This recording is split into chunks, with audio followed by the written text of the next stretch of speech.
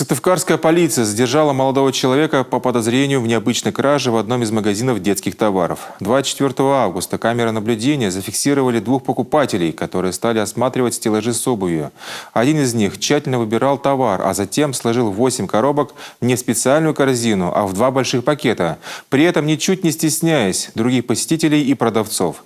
Затем молодые люди прошли незамеченными через кассовую зону. Подозреваемого задержали уже на следующий день.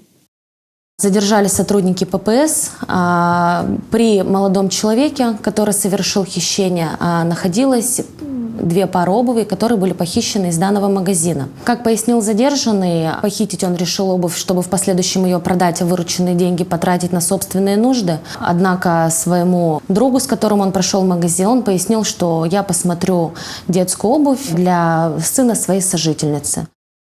6 пар похищенных ботинок подозреваемый продал всего за треть их цены. Ущерб магазину почти 6 тысяч рублей.